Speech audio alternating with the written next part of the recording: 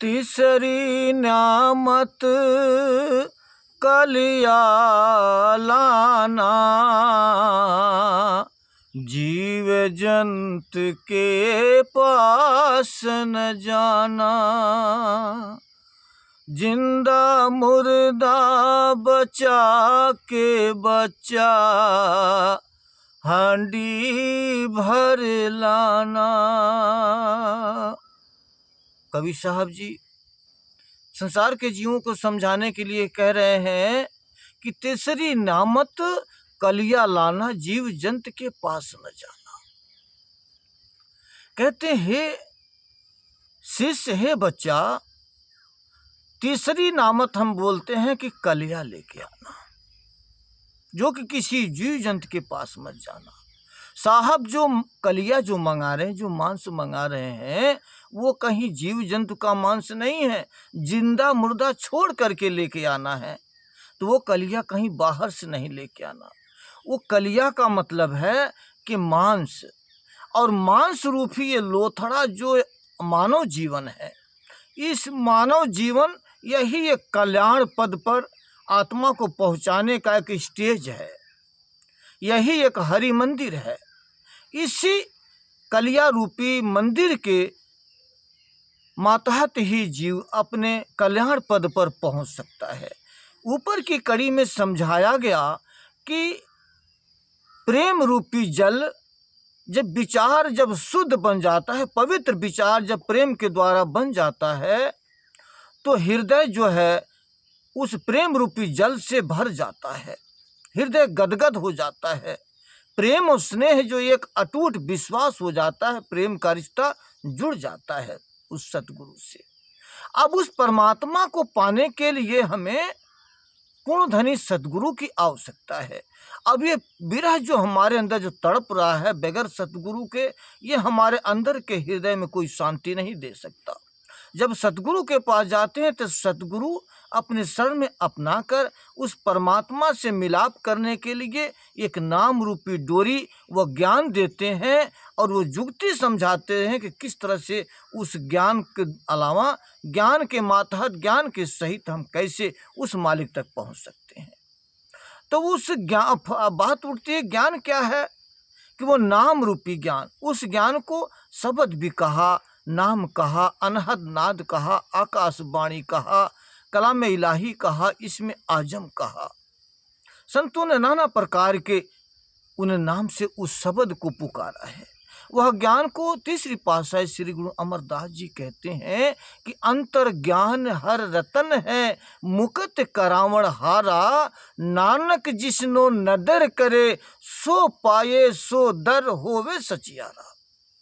यही संत महात्मा उसका एक पुष्टि करते हैं कि भाई वो ज्ञान एक सच्चा मालिक का नाम है, वह नाम ही स्वतः परमात्मा है।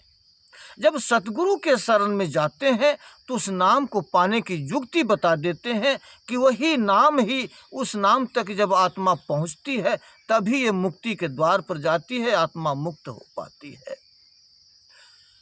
और वो जब तक उस मालिक की दया नहीं होती, सतगुरु की दया नहीं होती, तब तक जीव उस पद तक पहुंच नहीं सकता।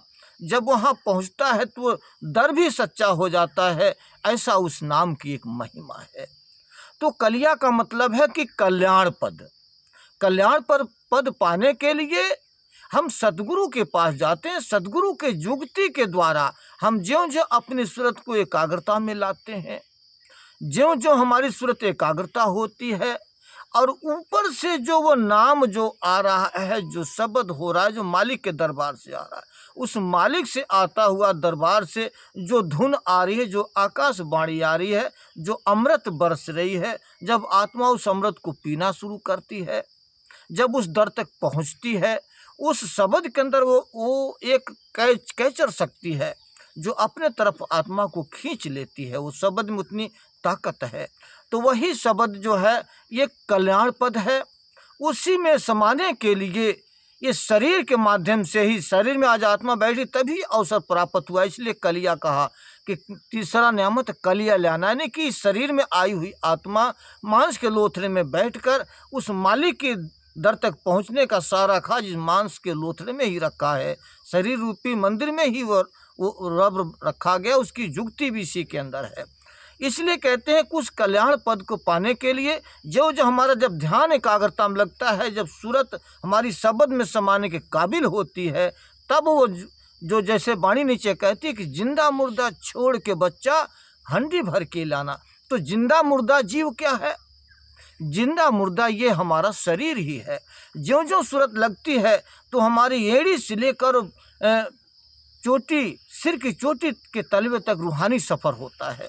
जब हमारी आत्मा नीचे से सुकड़ाव होती है, पैरों से सुकड़ाव होते होते रोम से खींचती हुई नवों द्वार को पार करके 10वें में जब जाती है, 10वें द्वार में जहाँ वो अमृत की वर्षा हो रही है, अमृत की वर्षा में जब जा कर के आत्मा जब अमृत में जब सराबोर होती है, अमृत पान करती है, 10वें द्वार में प्रवेश करती है, तब वहाँ परमाशब्द में समाने के काबिल बन जाती है और ऊपर की सफ़र रूहानियत का वो तय करना शुरू कर देती है।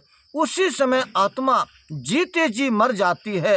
ये उस समय ना मुर्दा ही रहती है और ना ही वो जिंदा ही रहती है। यही कबीर साहब जी फरमाते हैं कि खरी कसौटी नाम की खोटा टिके न कोई। नाम कसौटी सो टिके जो जीवित मृतक होए। जो जीते जी मरने की कला सीख ले और मर करके फिर दोबारा जी जाए, वही इस नाम से वही अपने मुक्त हो सकता है, वही संसार के भवसागर से पार उतारा कर सकता है। इसी को साहब ने कहा कि जिंदा मुर्दा छोड़ के बच्चा हंडी भर के लाना, यानी कि वो उस शरीर रूपी आज मन से, ये शरीर ही एक हांडी है जिसमें इस हृदय रूपी बर्तन में उस मालिक का एक प्रेम भरा हुआ है। मालिक का स्थान हृदय में है, जो पवित्र स्थान हृदय है, वहाँ मालिक को बैठाने के लिए आज इसे पवित्र कर दिया। उस नाम ने, नाम की कमाई से पवित्र हुआ, दया सदगुरु की दया से हुआ, जो मालिक के बैठाने के लिए ये हृदय हमारा पवित्र हो जाता है। इसी दशा कहा कि मतलब हांडी रूपी शरीर के अंदर उस परमात्मा का वास हो जाए, उसके वो हमारे हृदय में बैठ जाए सदा सदा के लिए। उसके लिए हमारे अंदर प्रेम स्नेह जगा रहे, ताकि उस प्रेम के रंग में हम हमेशा रंगे रहें और इस प्रेम के आगे सारा संसार फीका पड़ जाए। मालिक का प्रेम प्यार ही एक सर्वोच्च ऊंचा रहे, जो हमेशा जीव आवागमन के चक्कर से छूट सके। इसीलिए साहब इस कल्याण पद की बात कहते हैं। ज़्यादा ने कहते हुए अब आगे जो और भी क्या साहब ने मंगाया है, जिसकी वो हम अगली कड़ी में इसका बयान करेंगे। जब तक के लिए मुझे आप इजाज़त दीजिए। धन्यवाद साहिबन।